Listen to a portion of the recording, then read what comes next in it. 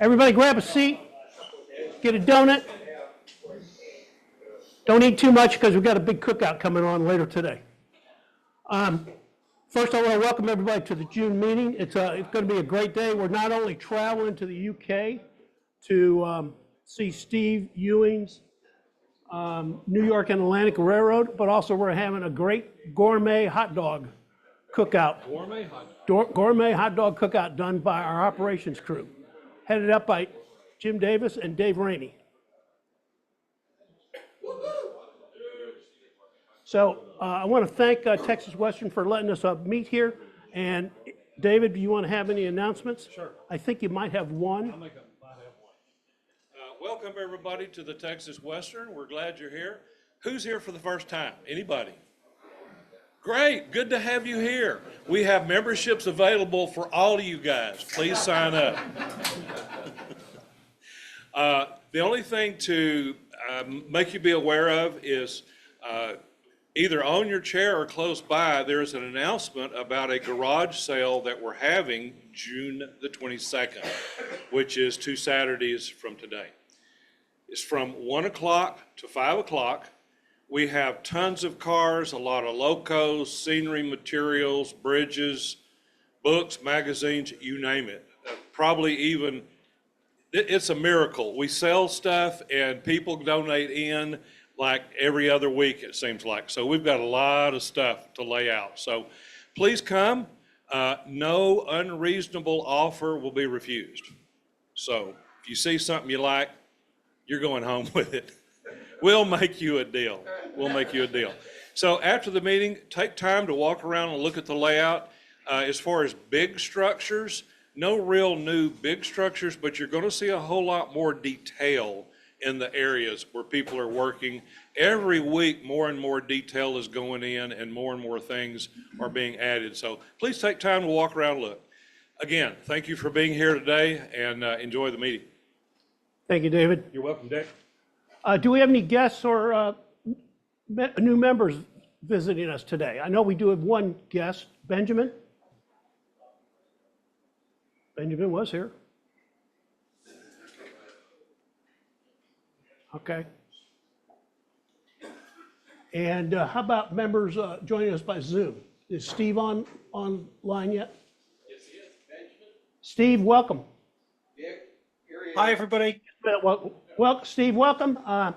We're looking forward to seeing your layout and hope everything's going well in the UK today. How are you doing? No, it's all. I'm very well, thank you. Can you all hear me? Okay, thank you. Yes, we can. Yes. Yeah, brilliant. Okay, Benjamin. There we go. Guest. We have a guest, Benjamin. Why don't you stand up and tell us a little about yourself? Microphone.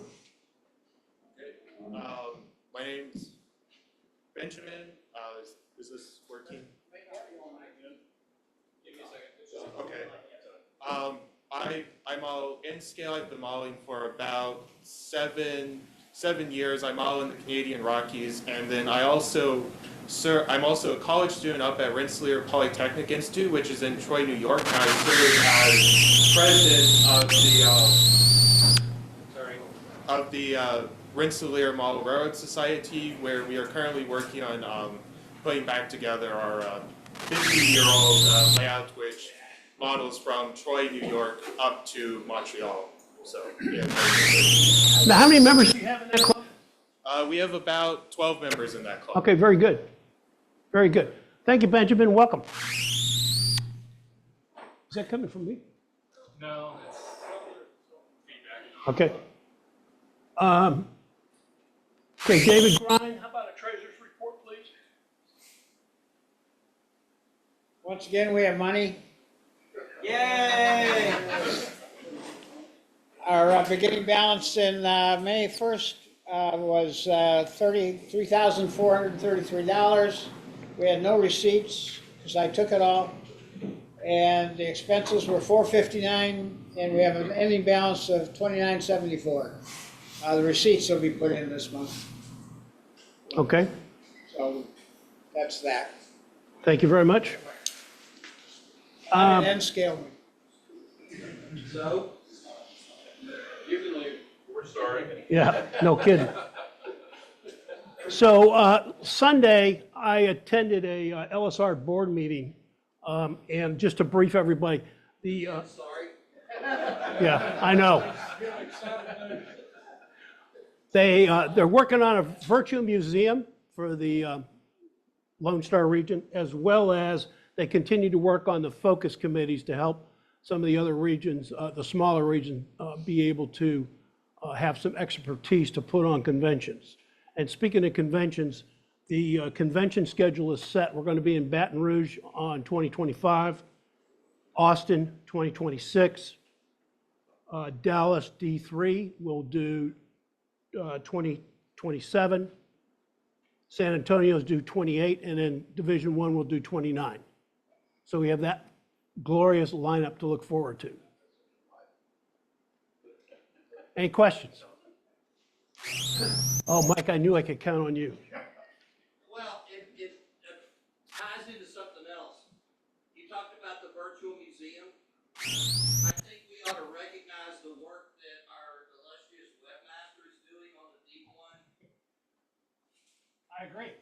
We have, last month, he was recognized again, but Steve, stand up, please. Steve is gathering a lot of history for D1 and is also the contact person for D1 for the virtual museum. Whatever that is. Yeah, the virtual museum is virtual. What's in it?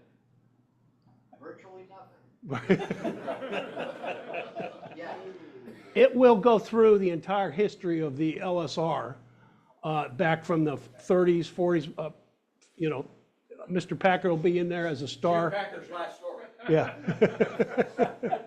So there'll be a lot in there, but the content's just being added now. But the intent is to make it a pretty extensive history of the LSR. How about any other question? Mr. Pearson?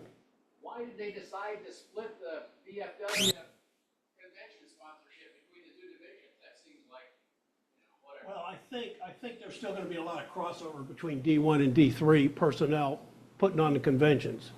But they wanted to provide the opportunity, you know, if people are, we'll use D1 as an example. If people are in the far western section of D1, they may not want to travel to a convention site in Dallas for the LSR convention.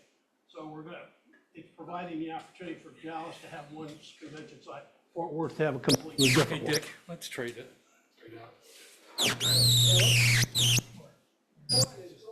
Giving me grief here. Please stand by. Screen to come up, stand by. Yeah, we need the Indian head up there. You need a what? Remember the old Indian head that came up with you? You lost the signal? That's back in the 50s. 60s. That always showed up at midnight. What's that? I'm sorry, Harold, what? My name's Steve Ford. Oh, Dr. Cord, okay. Welcome, Dr. Ford. Dr. Cord has donated a layout to D1, and you want to tell us a little bit about the layout? Step up to the microphone. Excellent. It's a modular thing that I got. The modules are 2x4. And can you hear me okay? Sure. Okay. And I just haven't got a room for it, so I'm trying to donate it. And Mike Mackey said y'all could take care of it. I just need somebody with a pickup to come pick it up. Yeah, I think that's scheduled, Dr. Cord. Good. It is. Yeah. You should probably know.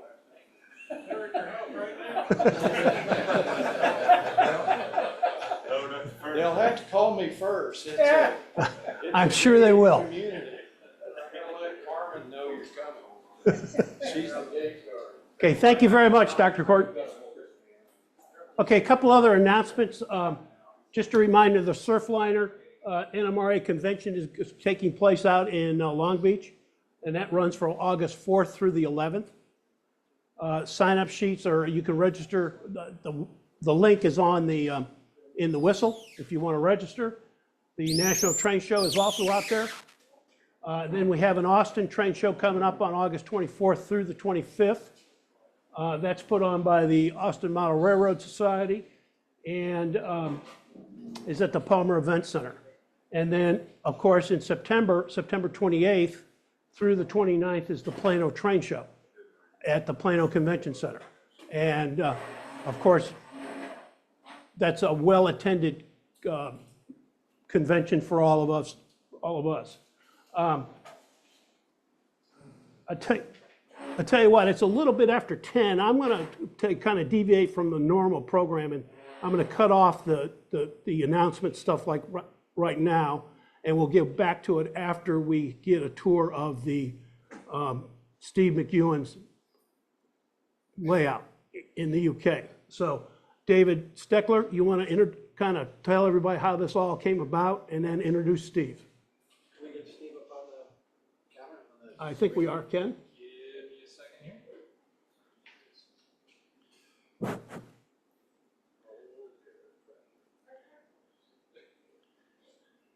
Go ahead and introduce him. When he talks, I'll pin him. Steve, can you hear me? Yeah, I can hear you, Dave. Good afternoon. Great to see you, Steve. Hiya. Good to see you again. About a year or so ago, a little over a year ago, I was on Facebook and I see somebody posted the Brooklyn Railroad, the British Railroader. Interesting. And there were links to YouTubes. And I saw a number of them, and I was fascinated watching this fellow over in England building HO, which is unusual. As many of you know, over in England, it's 00. And he's modeling the New York and Atlantic Railroad, which was the railroad that took over the freight operations from the Long Island Railroad 30-odd years ago. And I knew I was going to England with Dr. Mike Walter in November, so I emailed Steve and I said, love to see your layout. And he came back and said, well, it's really not ready to show yet, but I'd be glad to meet you and your friend in London and take you to some of the sites that I go to take pictures of trains. Fantastic. So Steve met us in London, brought us to 3 different sites, wonderful sites. We got great pictures and videography. Took us to a well-equipped small model railroad shop and lunch. I mean, we spent the day with him. He was a marvelous host and a great guy. So a month, maybe 6 weeks ago, I suggested to Steve, now Steve's an NMRA member, and I suggested to him, would you like to tell us about the building of your shelf layout to our NMRA group? And he said, sure. So I arranged it with Dick and Jim Odkin and a few others, and here we are. So Steve, I'm going to turn this over to you. Tell us a little bit about how you got interested in model railroading. Thanks, Dave. Thank you for that lovely introduction. It's nice to know that I'm quite well regarded across the pond, as they say. So I've been into model. Well, I apologise in advance because I'm going to be using bits of British railway terminology and mixing it in with American terminology because I've kind of got 2 heads on. But I've been into model railways for about 30 odd years, sort of getting on 40 years. And I got into it properly when I was about 14. But it was only a couple of years later that I was first introduced to American railroading. I went to the States when I was 16 with my parents. They took me to Disneyland. I didn't like Disneyland, but I did love the trains that were going in and out of Busch Gardens down in Tampa Bay in Florida. So I kind of got introduced to American model railroading back then. In the intervening years, I've modeled a bit of everything. I've done some British modeling. I've done some American modeling. I've even done some French modeling, believe it or not. You know, I'm so smart. I've tried it all. But in the last few years, I've really kind of focused on modeling American railroads, and particularly the New York and Atlantic, in which, for those of you, I'm sure you know, plenty of you know that, as Dave said, it took over freight operations from the Long Island Railroad, and I'm concentrating on a fictionalized area within Brooklyn, just off of what's called the Bay Ridge branch. Thanks, Steve. Why don't you start telling us a little bit about your shelf layout?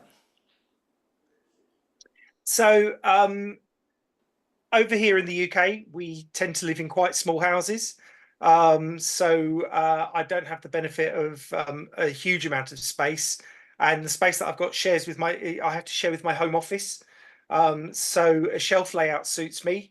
I'm quite a big fan of Lance Mintheim and the shelf layouts that he builds. So my layout sits in the corner of the room. It's 8 foot long along one wall, and basically 6 foot long along the other wall. That's the entire corner of the room. It's no more than about 18 inches deep, and it's a switching layout. It's a switching layout. There are 4 industries on there that I can switch. And it's the kind of thing that I can quite happily just do an operating session on my own. Takes me about anything between half an hour and an hour, depending on how many industries I want to switch at a time. It's all controlled by DCC. I use an NCE power cab, and all of my locos are sound fitted. They've all got keep alives. And I'm just slowly, it's not quite finished. There's a big section in the middle, which you'll see shortly, which hasn't received any scenery at all, really, at the moment, but it's slowly getting there. But you know, most of the basics are in. All right, thanks, Steve. We'd like to see the layout now. Okay, just bear with me because I'm going to switch over to my phone rather than the computer, because it's going to work better. So I'm just going to leave for a second and I'll be back on in a moment.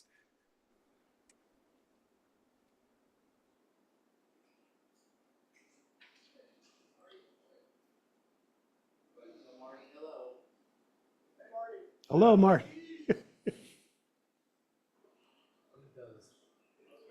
Hey guys, good morning, everybody.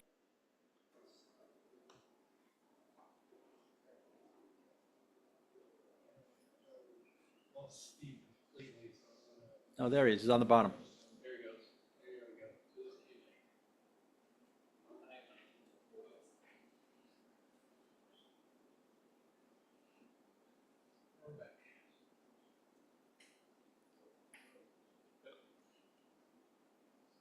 All right, we can see you now.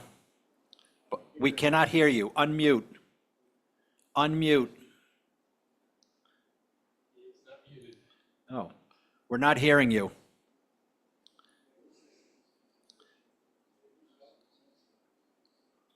No sound.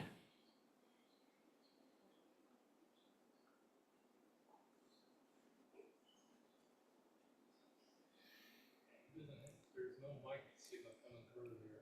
There's no mic signal coming through from your phone. Can you hear me? Shake your head yes. I guess he can't hear me. 2 cards. Let me see if I can get it, flag him on chat.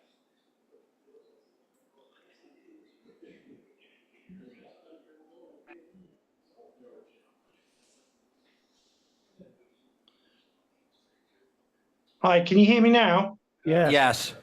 Oh, good. Thank goodness for that. Sorry, guys, it got a bit we got a bit funny there. Okay, so I'm just going to just turn this around so you can see the layout. I just need to work out how to do this. Bear with me 1 second.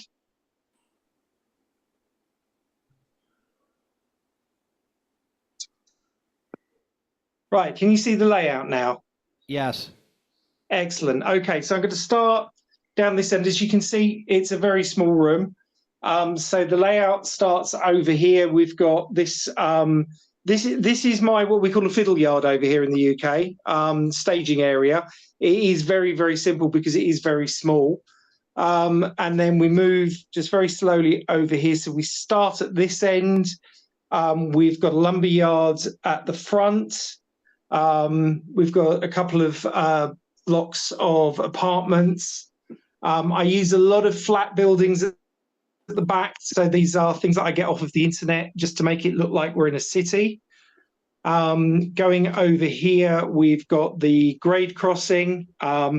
Just as a demonstration, I'm hoping that this all works. So that all works. And I do know that the barriers are a little bit fast, but I'm working on that one. Over here in the corner, we've got this big block.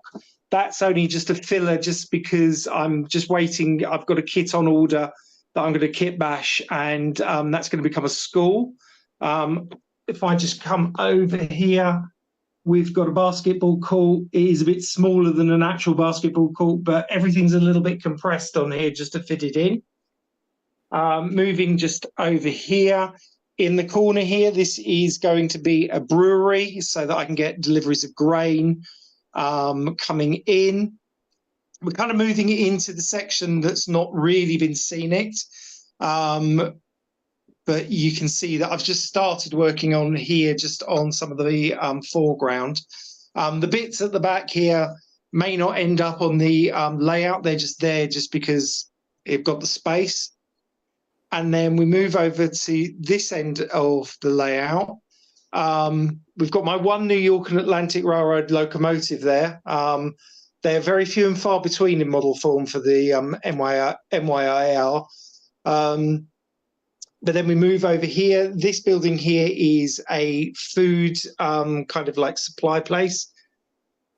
This building over the back here is going to end up as a sort of paper cardboard industry. And then at the front here, we've got the scrap dealers, which again is very, very small. Everything's very compressed so that I can fit it on the layout. This track at the front here is actually my programming track, so I can switch that on and do programming from the programming track. The coach that's there is just not realistic at all, but it's just sitting there because I've got nowhere else for it at the moment. And again, we've got a lot of flats at the back, just to, again, give that impression of the skyline. And that, to be honest, is really the entire layout. It is very, very small. As I said, it's DCC operated. All of the switches, well, not all of the switches. At the moment, half of the switches, there are only 6 switches on the layout. Half of them are controlled by DCC using what we call point motors, which have got their own accessory decoders. The other 3 only haven't been fitted because I haven't got around to buying the point motors yet, but that's going to be my next purchase. But Steve, there you go. Steve, Marty had posted a question. He wanted to know what type of lighting you installed. Oh, right. Okay. Well, if I just take you up to it, I can show you. So this is the 12-volt. Oh, is that your elevated railway up there? No, that's my track storage. Yeah, I could have the New York Subway going, couldn't I? I expect to see the IRT running up there now. Exactly. No, that's track that's being stored there for a future layout. But yeah, the lighting. This is the lighting tape you get with the LEDs on, and it just runs off 12 volts DC. So I've got that, and it runs all the way along there, and then along the other side as well. Steve, I know the New York and Atlantic is using the GP38-2s that they got from the Long Island Railroad. Does the railroad have any of the MP15 DCs that the railroad had? Yes, it does. It uses quite a few. I think it uses about 4 or 5 of them. Athen Genesis have announced one, and I've got it on pre-order already. I've got one on pre-order already because I'm not going to miss out on any New York and Atlantic locomotives. As I said, this particular one is the only one that I've got. What I've done with the layout is I've kind of, because I'm kind of proto-freelancing, because this is a fictionalized area on the Bay Ridge branch, what I've done is, in my head, I allow a few CSX run-throughs, just to give me a little bit of variation on what I have on here. And I have got a couple of older Long Island Railroad locomotives, a couple of Alcos in the World's Fair scheme, and occasionally they'll get an outing with some older rolling stock, just to just to have a little bit of fun. Steve, tell us just a little bit about your YouTube channel, please. So I've got a, let me just swap this round. So I have a YouTube channel. It's called The British Railroader. I do regular updates on how the layout build is going. Sometimes I do show you how videos. I also do some videos of things that I've been out and about to see. So like when Dave and I went out, Dave and I and Mike went out for the day in London, I will quite often make videos of what I see.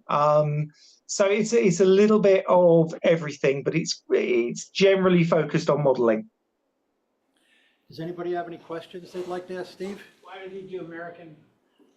Why did you choose to model American railroads? Okay, I'm going to give you an answer that I gave. So some of you may have heard, I was on the Around the Layout podcast earlier this year with Ray Arnott, and he asked me the same question, and I blame Budweiser. It was their fault. So I kind of said earlier that when I was 16, I went with my family to Florida, and we went to Disney and all of that kind of thing. But we went to Busch Gardens over in Tampa Bay, and at the time, the Budweiser brewery, the Busch Anheuser brewery, was still there. And my family all went off to go on the rides, but I found where the railway line went into the brewery, and a train had come in, and they were switching cars. And instead of going on any rides, I spent about 2.5 hours watching a switcher moving cars around in this rail yard. And my mum was a little bit dismayed, but I think she's quite glad that I at least felt I got my money's worth. But ever since then, I have been really interested in American railroads. And over here in the UK, whilst predominantly people model British prototypes, there's always been quite a strong US scene. That's why we have our own division of the NMRA over here, because there are quite a few people that model. I'm going to say North American railways, because obviously they model Canadian as well as American. And I'm just fascinated by it. I think, especially from a freight perspective, we don't have the kind of freight trains that you guys have when it comes to things like the short lines and the regionals. We don't have those freight trains anymore where they will go along a line and drop off and pick up from business to business to business. We just have very much intermodal freight over here. If we have any freight at all, I mean, where I live, there are 2 railway lines and there are no freight trains whatsoever. Everything is just passenger trains. So I think it's that side of things that I really enjoy, and that's kind of what I'm trying to portray on the layout. What's his DCC system? What's your DCC system? I use an NCE power cab, which I haven't got any boosters for it because the layout's so small. I rarely have more than 2 locomotives on at a time. If I went any bigger, then I would get a booster. I know that DCC Concepts over here have produced a compatible one called the Aegis, which looks interesting, which also makes your throttle a wireless one.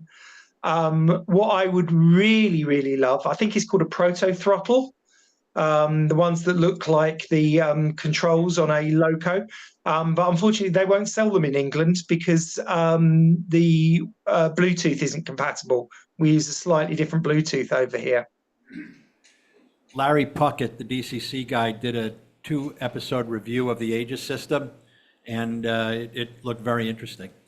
Any other questions? Yeah, I was at a show in London earlier this year, and DCC Concepts was there, and I had a good conversation with the guys there, and it is very interesting. And I'm definitely, if my wife decides that we're going to move house and I get more space, which if I'm very lucky I might do, and I'm able to build a bigger layout, then yeah, I think for me the Aegis would be what I would upgrade with, because I like using the NCE Power Cab. I think it's a really good sort of interface and very usable.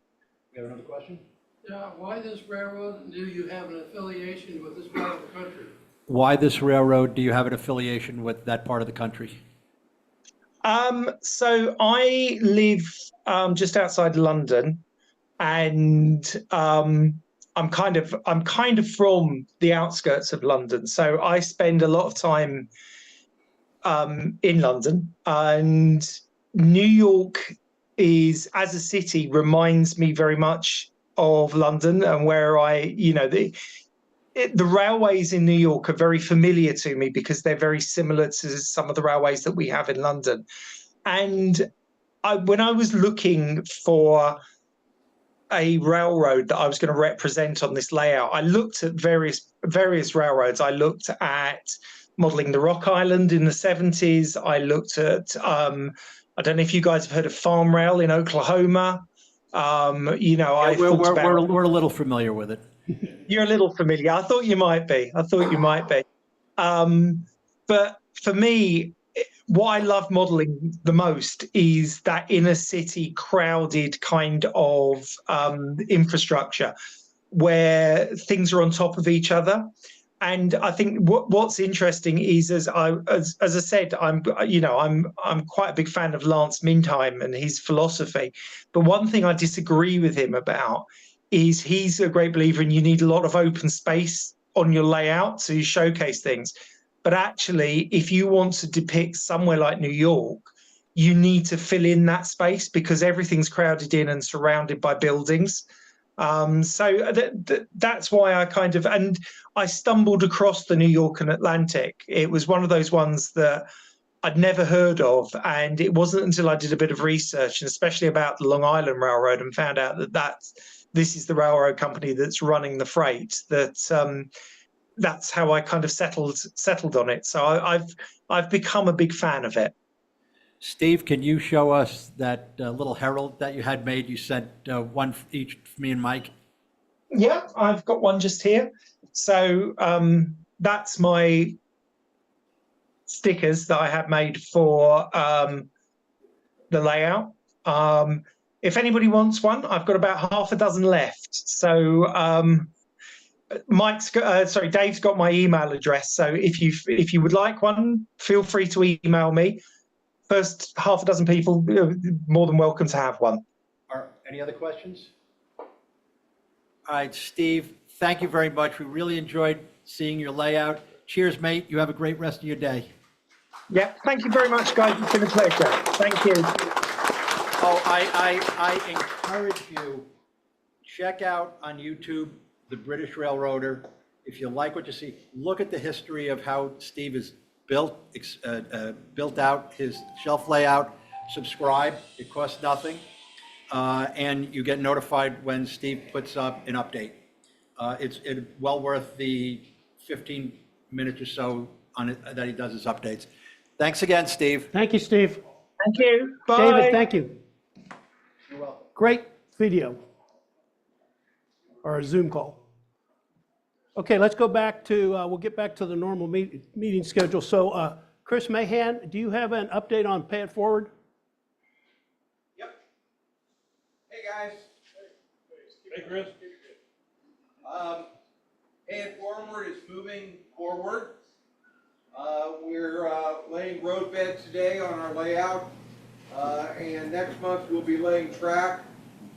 If you have an hour at the end of the meeting, you can give to us and help us lay some road bed, or next month lay some track. We would greatly appreciate it.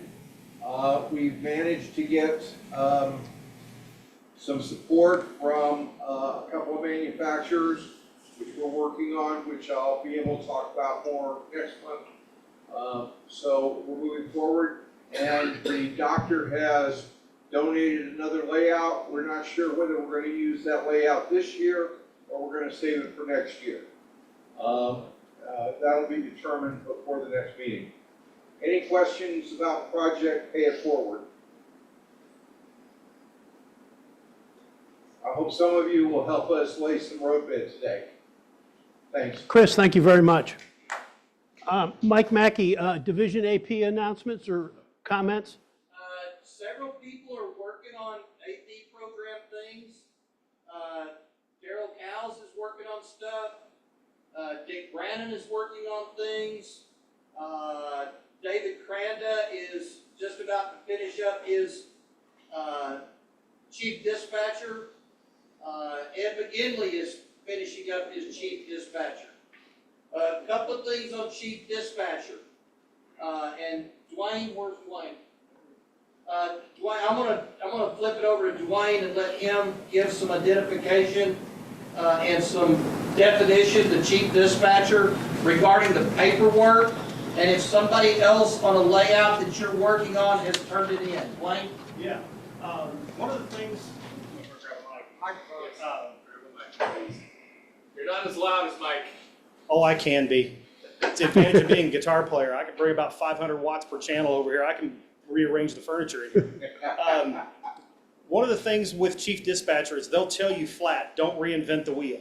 So if you go over to Mike's house and Mike has all the paperwork and you're doing dispatching at Mike's house, you can turn in a copy of the same paperwork he did. Because it's all the drawings, all the timetables, all the schedules, things like that that you've got to do. There's no reason to do all that work over again. So it's one of the things I've encouraged the guys here at this club. When you guys start your operating sessions, somebody needs to draw this thing up. They need to do all the string drawings and all the scheduling and things that you would need. That way folks who are working up here can utilize the information for their chief dispatcher. So I believe Mike has all these drawings for your layout, yes? So if you're working at Mike's house, poke Mike and tell him you need a copy of his drawings and you're good to go. Just put in your hours. So if you're at Mike's house operating and he's being dispatching, and you got you're doing one section of railroad, does that count for chief dispatcher Certainly, or not? Yeah, you don't have to operate your own railroad. You can operate anywhere. Okay. If you go on one of these, we have the DFW interchange that comes into town. Mike's going to be a railroad on that one next time. So in November. If you go to Tulsa for the interchange, or you go down to Houston for the interchange, and take something with you to log it. Now, if you get a chance to talk to Speed, Speed can give you a demo. They're working on a online version that you can download on you can log into on your phone, and you can track all your operating sessions, all your models, things that have been scored, and all of that online. And that way it keeps track of everything. And when you're qualified for something, you can tick a couple of boxes and submit it. It will send me a note and says, hey, Dick has submitted chief dispatcher. I can go pull it up, look through all that, look through your attached drawings. I can okay it, and it sends it up to national, and then they print your paperwork. So the whole idea of that being, especially where chief dispatcher comes in and that being really handy, is instead of taking your paperwork with you and saying, hey, can you sign my paperwork from my operating session? You just go in there and pull it up on your phone, log that you've pulled so many hours. He pops in his membership number to verify it, and you're done. So soon to be, this is going to be really handy, because I can't begin to tell you how many times I've gotten guys going, I operated on this guy's railroad, he signed some paperwork for me, and now I've lost the paperwork, and now he's dead. And it's like, do it over.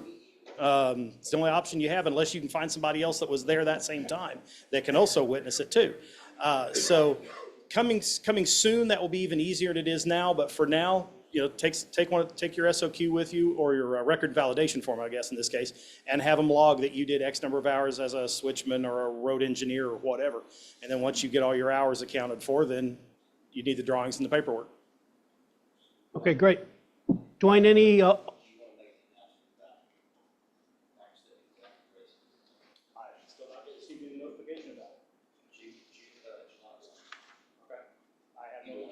So I'll wait until I have it officially, but yeah.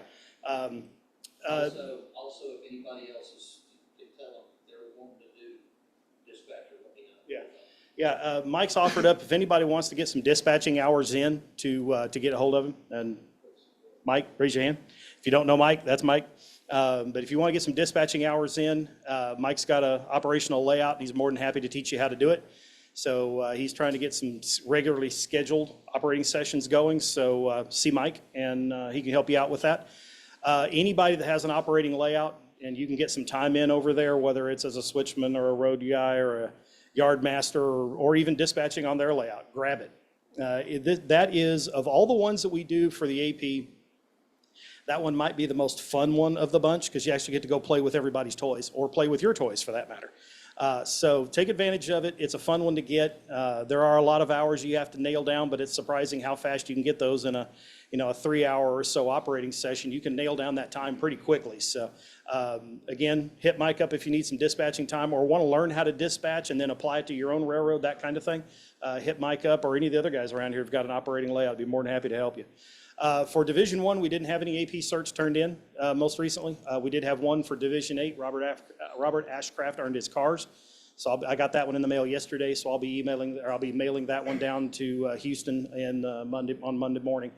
But I've talked with Daryl. Daryl's working on a couple of things even right back here. If you haven't had a chance to take a look at what he's doing with the log camp back here, I would highly suggest you go take a look.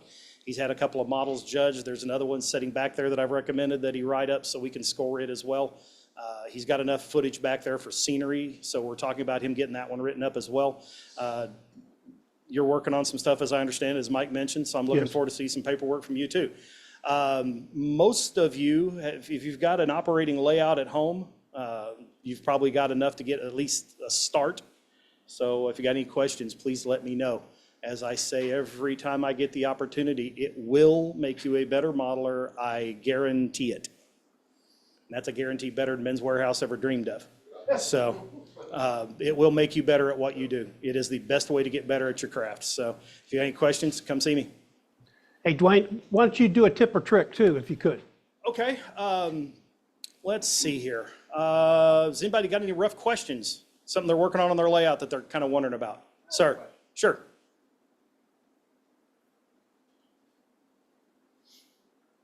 We'll do it this way. Most of us are familiar with if you put dull coat on, say, a piece of your rolling stock, and then you spray it with alcohol, it fades. It's an easy way to do it. I've done that on a couple of plastic boxcars that work like advertised. Last week, I tried it on a piece of basswood, and it was like I never put anything on the basswood. Does this technique not work with wood? Oh, it works with wood. Yeah, I almost ruined a contest model while I was at the hotel working on it. Dick can verify that because we were sharing a room that weekend, and I spent most of the convention trying to finish that caboose. Typically, what you end up with alcohol and dull coat is a kind of it turns a milky white color. It didn't. In this case, yeah, it doesn't always do it. Sometimes it does, and a lot of it will depend on how fresh the paint is. If it's porous enough that it can let whatever water is in the alcohol get underneath it, and that's what it starts turning that milky white. It's called blushing. If you're really, really lucky, eventually that will dry out and it will go away. Okay. Most of the time, it means you have to strip it and repaint it. I had stained some basswood, and it had dried for a week. Yeah. And that's when I put on the dull coat and then the alcohol, and it was like nothing. Yeah. It doesn't always give you a reaction. It got a reaction from me, but it wasn't what I was hoping for. So when you turned the air blue, it didn't give you the color you were hoping for, huh? Nothing. You didn't even know there was anything else put on the strip wood. You don't always get the reaction. It's just. Anytime I'm using alcohol for any kind of staining, I want the most alcohol and the least amount of water. Okay, every time. That's a good point. I use 70%, but I have some 91. Yeah. I'll try the other end of the strip wood. Yeah, with the and dull see, coat and 91. I think you're not. If you didn't see it with the 70, you're probably not going to see it with the 91 because there's less water in it. So, and now that the clear coat's had a little longer time to dry, you're even less likely to have a reaction. Well, I'd put on fresh dull coat. Yeah, okay. And then, give that a try, and honestly, let me know what you get if it changes it any. Like I say, you don't always get the reaction. Okay. So. Thank you. Yeah, you bet. To answer David's question, yeah, anytime I'm working with a homemade stain mix, I always use as the 91 or higher if I find something. More alcohol means less water, and I work with wood most of the time, so less water means less warping. Plus, it dries quicker. Wayne, you ever use denatured alcohol, which is essentially 100%? I do in my shop, but I've never tried it on a model. You probably could. You just need some really good ventilation, and probably gloves would be a good idea. So, but yeah, the question was about using denatured alcohol, and I use it in my shop and woodworking all the time, but I've never mixed up some stain and used it, mainly because it's going to have a lot of pretty nasty odor to it, or it can at least. So you know, that whole well ventilated area thing comes into play, but it's some stout stuff, so yeah, you want to be careful using it. Another good one, if you're using, and along the same lines of weathering, if you're using the colored pencils, or you want to mix up a little bit of like Bragdon weathering powder, you can actually mix that with the rubbing alcohol and turn it into a bit of a paint. So if you've got something, if you've got a rust color, for example, and you've got a really delicate lightning rod or weather vane or something like that, you can actually, instead of going in and risk breaking it, trying to put the powder on, you can actually dip your paintbrush in that, in a little bit of rubbing alcohol, dip that in your Bragdon powder, and it will, you can actually watch it melt right there on the paintbrush and turn liquid, and then you can come back in and kind of paint it on. It can also be done if you want a really textured rust on a corrugated roof or something like that. You can also use it for that too, and it'll help build it up a little thicker than just wiping on the powder itself. Any other questions? Sir? Okay. Repainting a locomotive using CA on some detail parts that I put on, and they were drying too slow, so I squirted on some accelerator. I've got a white, crusty spot on several places. How do I get rid of that white crust without ruining my CA joint? Yeah, you're gonna have to scrape it back, backside of an X-Acto or backside of a scalpel blade. I thought about alcohol first, but I thought, I'm not gonna put anything on there that could destroy the paint job that I've done or ruin the joint. Yeah, that's, you're probably going to hurt the paint job is almost a foregone conclusion. Is that typical that AC or that accelerator is gonna form that crusty CA does stuff? it all by itself most of the time. That's why you gotta be real careful about how much of it you put on. The accelerator can then hit and kind of advance that. Part of the problem with using some accelerators that I've found is they tend to leave, I don't want to say oily, but they do tend to leave a film. I typically don't use an accelerator as per se. I put CA on one part, a little bit of water on the other, and so water will help that acceleration? Water will help the acceleration. Interesting. Yeah. All right, second question. Use that in my shop all the time, because trust me, if you're putting binding on a guitar and you've got a really tight curve, you don't want to be sitting there holding that while you're waiting for paint to dry. Second question, I bought some, I've never used it, but I've got some gray and brown panel liner. Okay, never used it before. I bought it because I thought it looked cool. Yep, military guys use it. How many of you have a whole bunch of stuff that you bought because one of these days this will work on something? Yeah, So everybody in my this room, idea raise your was hand. to If you don't, use- you're lying. To use panel liner, say a locomotive door, and I thought if I could just put it on real lightly to show some definition where the doors would have a shadow or a crease, like you've got a crack in the shell of a locomotive. Is that the right product to use, and do you thin panel liner, or is it thin enough as it is? Panel liner traditionally is thin enough as it is. The whole idea, and this was really built more for the military guys to highlight the panels around their tanks and things like that. But we can use it for the locomotives the exact same way. They've got it in several different colors. Traditionally, you'll usually find it in black and gray, but if you look hard enough, I think there's a couple, 3 other colors you can find as well. There might even be like a dark green and a couple of different browns, things like that. But they're thin enough as they are, usually. If you find you need to thin it, you can. Yeah, so just paint the crack itself with the panel liner? Yeah, and be just real typically get up careful at the high spot and not put a to little bit of too panel much? liner in it and just let it run, and it will follow, the capillary action will pull it around all the grooves.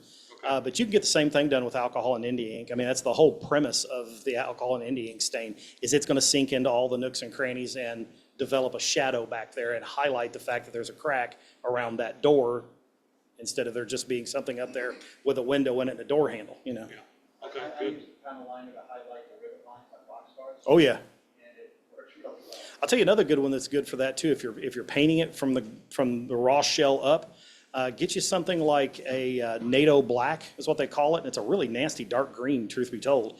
And just do a quick pass up the rivet. So prime it, do a quick pass up the rivet lines, and then paint your boxcar red color over it.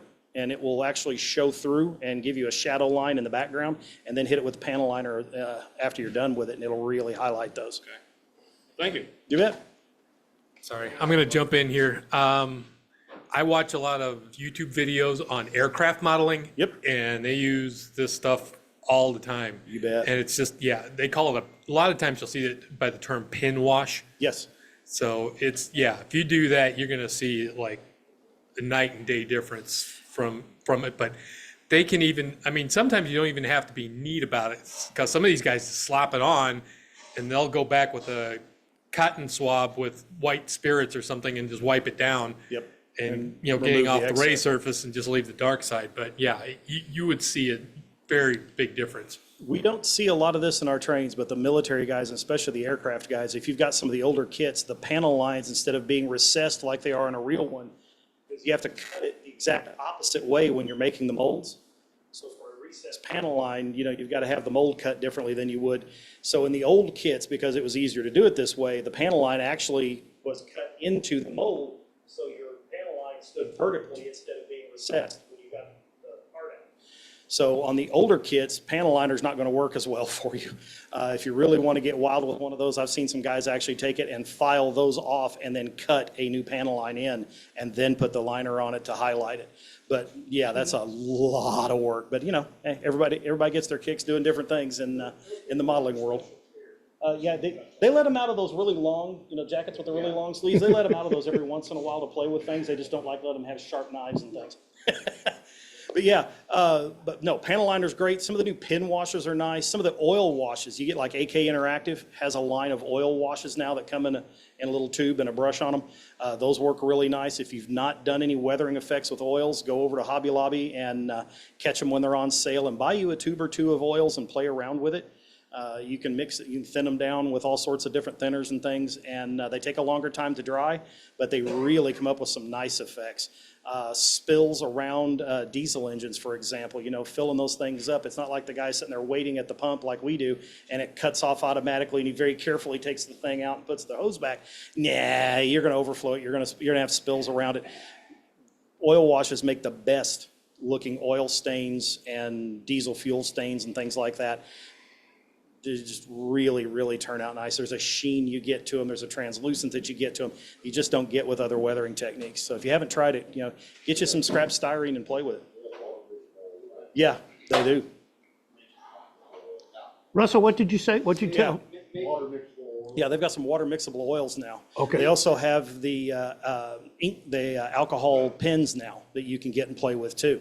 So anytime you find something new, if you're over at like Hobbytown USA or something like that, and you see something on the shelf back there in the paint aisle, and you don't know what it is or how you would use it, God bless YouTube, because it becomes your instructor really quickly. If nothing else, you learn what not to do. But yeah, bounce out there and watch some videos on it, and then give it a try. You really cannot stress enough how important it is to go find some scraps. Don't always throw away. If you buy a laser cut kit and you pop the parts out of it, don't necessarily throw away all the pieces that are out and around it. That's something you can try different weathering techniques on. If it's clapboard siding, for example, and you want to try something new on this particular kit, great. Paint that the same way you painted your kit and then try different weathering techniques on it to see how well it's going to work. If you want to slice a board and lift it up a little bit, play with that technique and then look at it with a scale ruler to see, all right, I like the look of that, but that means that board is now lifted, you know, a scale 1.5 feet. That's too much. You only want a couple of inches, so you learn how far to do it. That is free parts for you to play with it. Otherwise, you're going to throw away scrap cardboard, scrap pieces of styrene. Sometimes even just going over here and buying a sheet of flat styrene can help you practice your airbrushing, because how much air pressure you have, how thin your paints are, and all that affect an airbrushed finish. So if you're shooting that on styrene, you'll get an idea of how much bounce you're getting because of the air pressure. You're getting an idea of how well the paint lays down. You can practice doing this with and not this with it. This is a bad habit a lot of guys get to when they're painting an airbrush is they're turning their wrist. So you're getting less paint, more paint, more paint, even more paint, less paint, less paint, less paint, instead of same amount of paint, same amount of paint. So it's a good way to practice. Sam's, Costco guys, if you've got memberships over there, whenever you're loading up a pallet, they put a little cardboard sheet in between all the different layers. They'll give you that cardboard if you ask them nicely. That's great for practicing stuff like that. So anytime you can find some materials that you can practice with, go for it. Most of your plastic suppliers like Regal Plastics, Royal Plastics, there's another one, I'm sure there's a couple over here on this side of town. You can buy styrene in 4x8 sheets, and they will very nicely cut it down into something you can shove in your car. Great for practicing, great for bracing, great for building models in general out of, and it's cheap. I mean, I haven't bought a 4x8 sheet in ages, but it was dirt cheap the last time I bought one. Far cheaper than going to, one of the hobby shops and buying 3 or 4 little sheets about that size in a little plastic bag. For about that same price, you can buy a 4x8 sheet. So, and yeah, and like I say, they'll cut it for you to make it into something you can fit in your car if you need to. MIG makes an oil-free stain mixture. Yes. That is phenomenal. Yeah, MIG and AK both.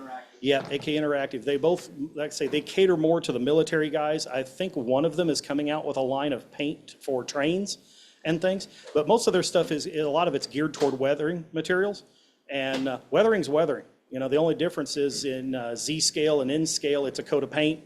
In HO, it's maybe a coat of paint, maybe a little something else to thicken it up. By the time you get into O, it's definitely got some 3D relief, and if it's G scale, you just use real mud. So, it's all in what you're doing and how you're trying to represent it, but for the most part, weathering's weathering. So give a look at MIG, give a look at AK. Hobbytown, I know the one over in Dallas off of Central has a really nice big paint department. I think the one over here in Hearst actually has a fairly decent one too, or at least they did last time I was in there, so. Yeah, so, but like I say, go over there and take a look and browse around on the internet, see what you can find. Just go to YouTube and do a search on weathering and see what comes up. Try their ideas out. I mean, geez, I was watching one here the other day because I was wanting to look at these oil brushers and ran across a guy who was hand painting graffiti on a HO scale diesel engine. Wasn't using a decal. He's in there hand painting it, and I thought, yeah, and recreates them. I thought it was psychotic, but yeah, decals are a much easier way to do that. But yeah, he was hand painting them on, and they looked great when he was done. So give that a try. Okay. Dwayne, thank you very much. If you're working in I was watching Boomer Down Mm-hmm. He worked in acrylics, but he sealed with lacquer. Mm-hmm. I thought you weren't supposed to mix.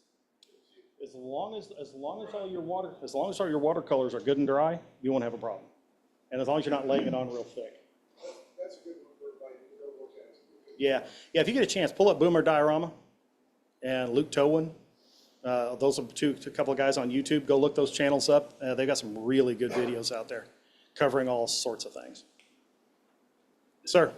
Deal.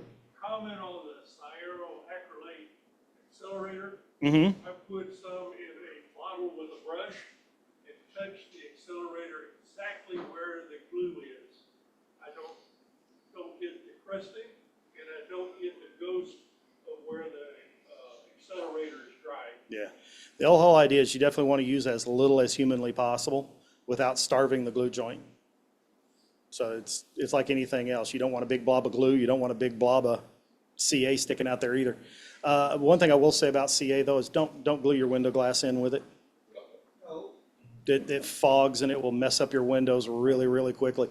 And a lot of it's that same kind of white crusty fog kind of stuff. Use Aleenes. You can use canopy glue to do it, but Aleenes and canopy glue are pretty much the same thing. The only difference is the bottle of canopy glue that's that tall and that big around costs the same as a bottle of Aleenes that is that big around and about that tall. So, do the math.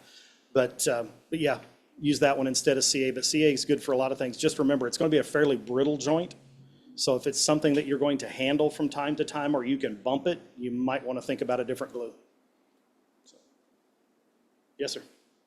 Yeah, there's a liquid paint remover that I got on Satellite City that I've used to remove some of the white spots that have shown up, the white residue. Mm-hmm. Liquid material. I found it from RC people and said, hey, try this. And I'm thinking, oh my gosh, this is, and I used a micro brush to put it on and actually save the paint on some stuff. Yeah, something like that. I sent them an email. Okay. Yeah, shoot me a link to that too, if you would. I'll give that a try if I need it next time. Always like to learn something new. If you're not learning, you're dying, so knowledge is power, boys. Anything Thank you, else? Dwayne. Cool. Mike? Back to you. Real quick, for any guests here or new people, I do have NMRA membership forms here. You need one, yeah? Number two, real quick question, your inquiry about, talk about ACCs. What's the deal with, that I've read occasionally using GU and ACC together? Is there anything to that? Make sense or not? The following is personal opinion. This and $10 will get you a cup of coffee at Starbucks. If you have a tube of goo, there is one use for it. Put it in the trash. I have not found a viable use for that adhesive ever. It doesn't bond. It tends to cause plastic to warp. I've never been able to get it to do anything but be a doorstop. And no joke, I used the tube as a doorstop once because I didn't need it for anything else. I've not heard of mixing the two, honestly. I don't know what the benefits or disadvantages of that would be, other than maybe a gap filler or a faster drying gap filler, or actually maybe getting goo to freaking dry sometime in a year. I don't know. As you can tell, I'm not a big fan of goo. And again, that's me personally. If you guys use goo and you've got good results with it, great, use it. But I've never, ever had any luck with it. In fact, I got one as a gag gift for Christmas at one of the division Christmas parties a couple of years back because they've heard me on this high horse before. But no, I've never heard of that one. I'll have to go look that one up and see what the deal is with it. Yeah. I've read about, I think Gorilla Glue has an ACC product that has rubber in it, so it makes it a little bit more flexible because you can. Yeah, because they do tend to be pretty brittle. So that might be it. It might give you a more flexible joint. That might be worth playing around with. Yeah. Yeah. Yeah. Okay, Dwayne, thank you very much. How about, just a kind of a, well, we're just rolling. Mike, what? While we're on the topic of painting and things, a friend of ours in California came across a solution for customizing automobiles. Go to the fingernail paint, the fingernail polish section of a store. Sometimes you can find them at the dollar store or whatever. Women have all different colors of fingernail paints now, some even with metallic in them. And he came back and started using them to paint automobiles and get different colors of automobiles. They coat very well. They do not leave streaks. You can put a coat of their top coat over the top of it. It's clear, works perfect for that. It gives you a whole nother spectrum of things you can use for customizing your automobiles if you want to do that.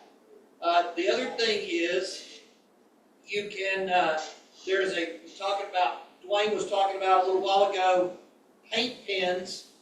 There is a chrome paint pen that you can get at Hobby Lobby. It comes in two different point sizes, an extra fine and a fine, but it works perfect for doing headlights, bumpers, things like that. And you can put your grills, all that kind of stuff, and highlight your chrome on your automobiles or anything else you're trying to paint super gloss silver on there. Anyway, that's Okay, it. thank you, Mike. One thing I would throw out just last minute, I know you're trying to move on. If you go the nail polish route and you're building your layout, say in the 40s, you can find a lot of chrome metallic paint jobs in the back far backs. Yeah. Use that tip era appropriately. Okay, so let's move into the Q&A, and we've kind of blended into that a little bit. Is anybody having a problem on their layout or in their modeling that they need some help from the experts in the room? I got a mother-in-law that won't move out of my training room. Can I help you with that? My daughter has moved back from college. I know she's at Brown. That's her job. Okay, so nobody's got everybody's got a perfectly running layout? Yes, sir. I just thought he, Microphone right behind, or right here.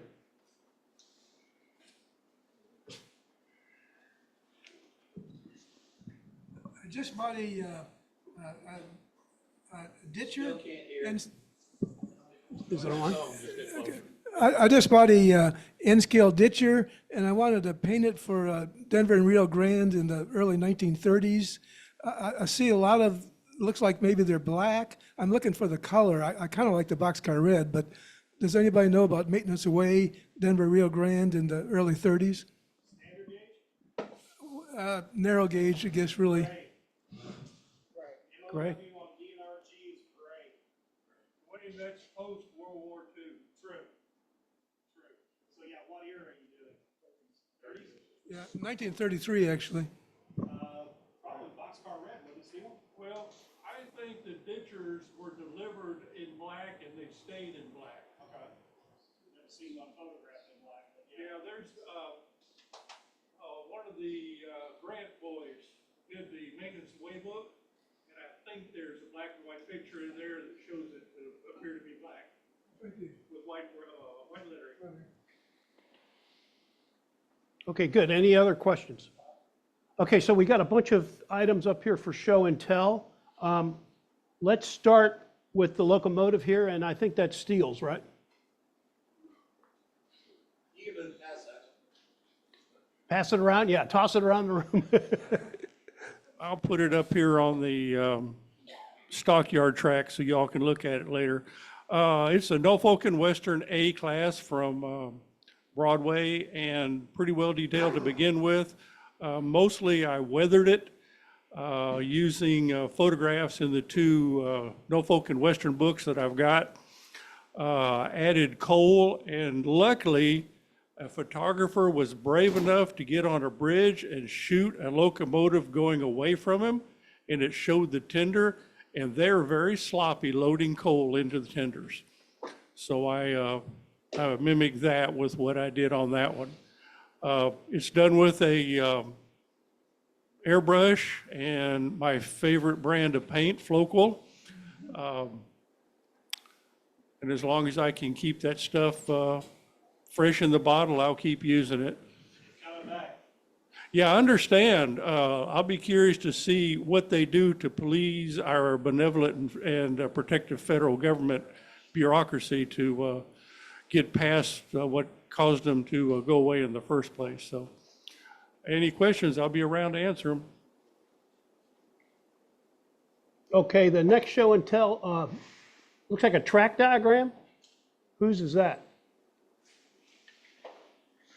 I don't know what this is. Okay, and then we have some passenger car shells and other components. It's more of a trick than tips than it is anything. Well, you can do a tip or trick on this too.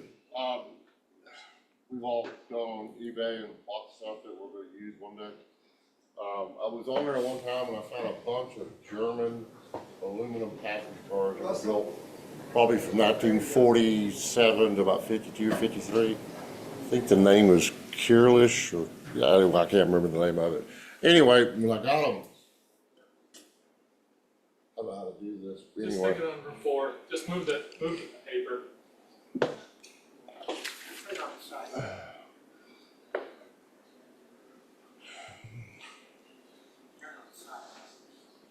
If you look at this side here, that's very oxidized, very scrungy. That's how they all look like. They're all water damaged. The insides, the chassis are rusted. I took them completely apart. On the dome car, I actually take 1500 grit sandpaper. I would sand it, then I buffed it, and it turned out pretty good. But if you notice, this doesn't look too bad for what it is. If you have brass, and I have a lot of brass stuff at home too.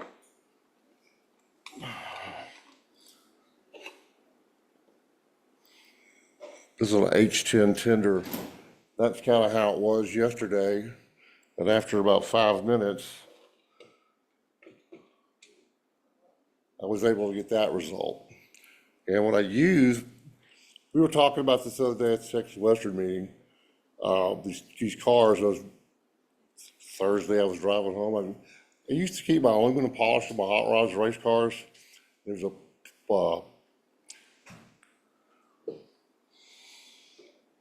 product called Never Dull. And what it is it's a cotton with impregnated with whatever they impregnate it with.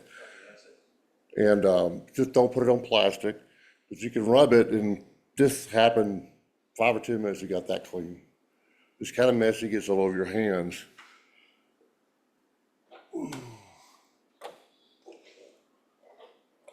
So I repolished the top of that with it, and it's like a mirror. Takes very little effort. It takes a little while to get it back off, and it leaves a film on it to kind of protect it, so it won't retarnish on you. So anyway, they have this at O'Reilly's Auto Parts. If you got some brass or something you want to polish up with, works real good. It's a little messy, but it does a good job, especially on the brass. I started working on the H10 locomotive with it. Just got to use a Q-tip, get all the nooks and crannies and get it clean, but it's starting to shine out real well. But anyway, but anyway, I thought these were pretty cool. From what research I found out about them, after World War II, they were trying to put Germany's industry back to work. This was an extruding plant they used to make aircraft parts with. So they started making HO model trains. From what I understand, about 1947 to about 1952, for what little research I found. But anyway, pretty cool stuff. If you want to come up and check it out, if you got something you want to polish, just works real well. That's it. Thank you. Thank you, Russell. You wouldn't be able to paint on top of it. You come up here and feel it, it leaves kind of a film on there, and that's what keeps it from tarnishing. You should probably take some alcohol, clean it off. That's right. I haven't experimented with it yet. Okay, Daryl, you're going to talk about your 3D printed parts?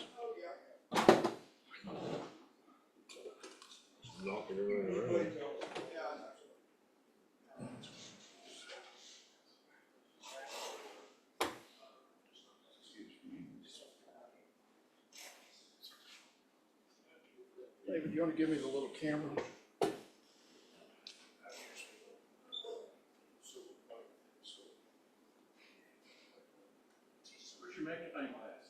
Yeah.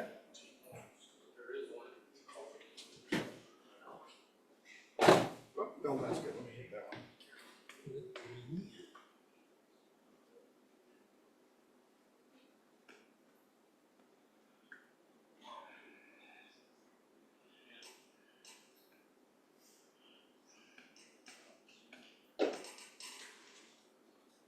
Everybody said I'm having way too much fun with the 3D printer. It is an interesting thing to, instead of going shopping and buying from mini prints, you go online, find a STL file that's either free, there's a lot of free stuff on there, or for that matter, it is like $1 or $2, and you can print about 8 billion of them if you want. Here's a 5-gallon jerry can that you can print. They are tiny. These are a forklift. This was a free download for a small forklift. Let me lay it down like this right here. And it's a lot of fun. I sourced out and then finally found the propane tank to go on the back of it. So I got a propane tank on that. Those are come out. The kit has, I don't know, about 8 parts. I get 8 or 10 parts on it. This is a giant pallet jack that is in HO scale. They print it out really well. Some of this stuff, I've got some pallets also that came on the pallet jack. But the pallets, when they come out of a printer, for those that are like me before I didn't know anything about 3D printers, you have a top plate, and everything that's dipping down in that resin tank is stuck to that top plate. And when it gets done, they're all stuck to the top plate upside down. And you have to have supports on these. This is a pallet jack, and look at all the little bitty supports to hold it while it's printing upside down. And you can't have any, what they refer to as islands, or that piece won't have anything to stick to. So you have to make sure there's a little support for every layer has to have support. As long as it's touching something else, it may or may not have to have a support. But if it's got a not touching it, definitely has to have a support. But it is a lot of fun, and I'll leave these up here and y'all can take a look at them. But they're fun. David is working on the harbor area for the bay over here. And one of the things he needed was some pelicans. We talked about some pelicans. So I printed up some pelicans in 3 different sizes. He has about 50 of them to paint. And I just put them on a post here so that you can see them. But they're all sitting on a post. If you'll notice, this one has the fish still sticking out of his bill. So it was a real chore, is to cut a piece of tin foil that tiny and get it to stick to his mouth. But do what now? Yeah, and but anyway, there's 3 different sizes on there, and I just made a piling, and so that I have a place to perch them and take a look at them. But if you want to come take a look at them later, it is a lot of fun. If you're not into 3D printing, it's really a lot of fun doing that, and you can make all these things. The time involved in it is getting all of those little supports. I sat down this morning and took supports off of 28 of the pallet jacks, and it takes about, 2 minutes per pallet jack or 1.5 minutes per pallet jack to get them all off without breaking that little tiny pallet jack. So before you cure it, it has the consistency of al dente pasta, basically, so you have to be really careful doing that. Any questions? Okay, just a footnote, we're gonna have a clinic on 3D printing that's gonna be put on by Eric Smith in, I think, the September meeting. So he's gonna go through all the details and concepts behind it. So make sure you mark that on your calendar. Mr. Packer, did you have something? Yeah. Okay.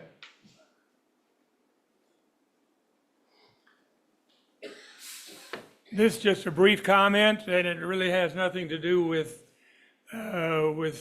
trains, but I wanted to show you my watch, and I don't know.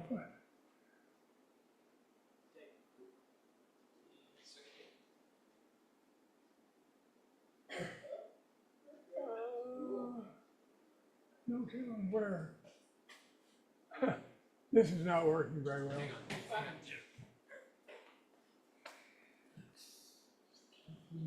Here, give me your. Yeah. Right Okay. This is a one-of-a-kind watch. And to give you a little, that's so much for the show, now the tell. I flew F-102s in the Air Force in the early 60s. And my son found out about a watchmaker in Canada that would make custom watches. There's not another watch like this anywhere in the world, because he was able to find parts from an F-102, send it to Canada. The fellow up there melted it down and made the case for the watch, not the movement, but the case, from the melted parts from an F-102 airplane, and put it all together. And then he added an American Airlines logo that he had from a lapel pin, put all that together and gave it to me for birthday or Father's Day, I'm not sure which. But the fact that it was made from parts melted down from an F-102, it makes it specifically none other in the world like it. Pretty cool. Okay. Gary Ray, did you have something else too? Kind of out of order, but help. Go ahead. Now that he's got the camera on, I just finished putting in a switch for a Y, and I put in this rocker switch, and there's 10 jacks on the back side, and I made it so theoretically on the Y you push it and the light will light up, showing which direction. And I thought, I've got everything working. And you put the pins on the back of the 10 terminals, and you can't remove them. Well, once I got it installed, the lights light up the correct direction, but when the rocker switch is up in the air, that's when the light lights up. Oops. And just the reverse. There's no wiring diagrams for it showing the internal wiring for the LEDs. I had it where it was hooking up, lighting both of them at one time. So anyway, I can't seem to get it corrected. The picture I showed there, it had, anyway, it had it working. I got one side to light up the right way when it's pushed down, but the other side I can't get to light now. So I've got the original diagram that I made up that made it work, but flipped with the up and down motion. So if there's anyone that can help me, I'd be happy to send them the diagram, and hopefully I can push this back out of the panel rather than working under the layout. But I spent a couple hours just fiddling around with the pins to get it to work in the first place. So anyone interested in looking at a diagram for me? No? Okay. Oh, well, I will continue to work on it. Okay, Gary, thank you. Eric, did you? Yeah, go ahead. Okay. And David, can I have the little camera there? This is a model that I made, I don't know, 3 years ago, and never really took it to be a true entity that I would produce. And then lately, I mean, this mill, you can't really see it very well with that, but this is a mill in Lebanon, Oregon, that is called the Scroggins Mill. And it goes back, and it's kind of a national historic monument there. And so I went and I took, too close now, and basically 3D printed the mill with, and thank you. The interesting thing that I wanted to show about this is, I don't know how many of y'all are familiar. I'll mess up his name. Martin Tronot. He's a British guy that does a lot of videos. He showed making little feed sacks using oven baked clay. And you just roll them out, kind of flatten them out, and then cut them, and then stick them in to the oven, and you make oven baked clay. Now in this particular model, I've got 3 different kinds of decals. This is actually a paper decal, the Coca-Cola one. This one was Woodland Scenics rub-on, and then these are the plastic cutout ones that for the Standard Seed Company and the Purina Feeds. And then I kind of heavily went over the roof with a lot of rust, because the original building has a whole lot of rust too. So anyway, this is just one that I kind of finished up yesterday and was wanting to see, where we'd go with it. okay. Thank you, Eric. Hey, by the way, Eric printed up some name tags for the leadership team of the Cowcatcher division, and so everybody's wearing them, and we'd like to keep them here in the building. So when you leave, please hand them off to Harold. Anybody got anything else? I got one real quick one. Nobody else has anything. Like, Steckler had his hand up, so let's. Yeah, do mine last.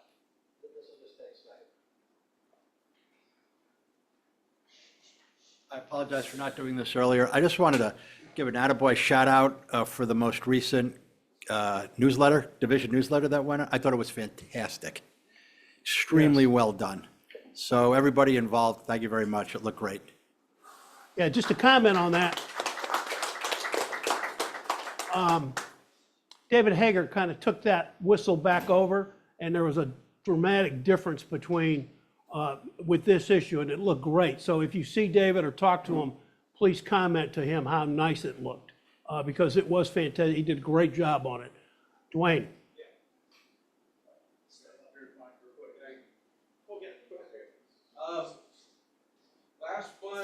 I talked about borrowing from the military modelers, and I talked about asphalt roads. And I didn't bring a sample, but I wanted to pass this around. This is an asphalt road that my grandson whipped up for me with potholes, and basically it's just a paint 8K. It's very thick, but it'll go over almost anything and give you a nice road. And if you take, while it's drying, a popsicle stick, you can make potholes or anything, any kind of indentation that you want. That before or after you eat the ice cream, that's on your popsicle stick.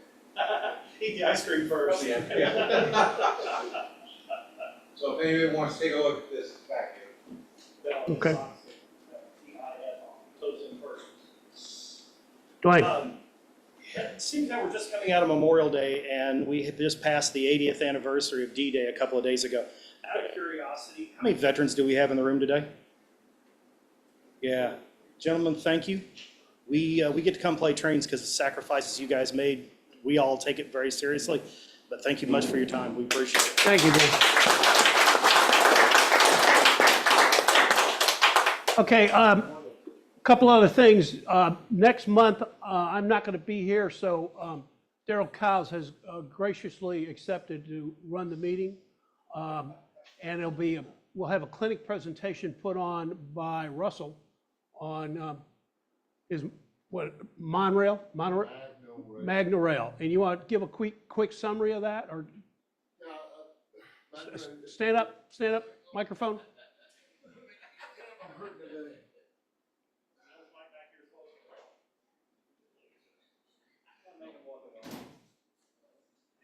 I'm sure y'all have seen Magna Rail on YouTube and things of that nature where you can run cars, pickups, anything you want to put more life, more animation in your layout.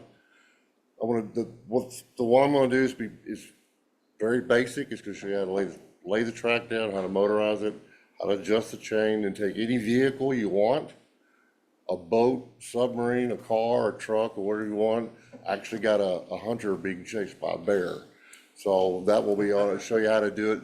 You take anything you want and make it move. We're going to end up eventually on the Dallas side over there. We're going to have cars running up and down from downtown to Fair Park into the warehouse area. No, you can have the hunter being chased by a bear on the way. Well, Make something move. actually, I was going to have a cat chasing one of my dogs, but the one guy did a boat with skiers with a shark chasing the skiers. Is pretty cute. But I've got, you can take any vehicle and make it move. But it'll be very basic because it's like anything else in this hobby. There's 1,000 ways of doing things. But this, if you're interested, this will get you started. Okay, Russell, thank you very much. So our operations group is going to have the hot dogs ready in about 10 minutes. But the key thing is we want to go around the right side of the layout and make a line. And they've got it set up so we'll just funnel around the right side of the layout and then come out from the snack bar this way. So let's take a couple-minute break, and I'm sure they'll let us know when the hot dogs are ready. So thank you very much.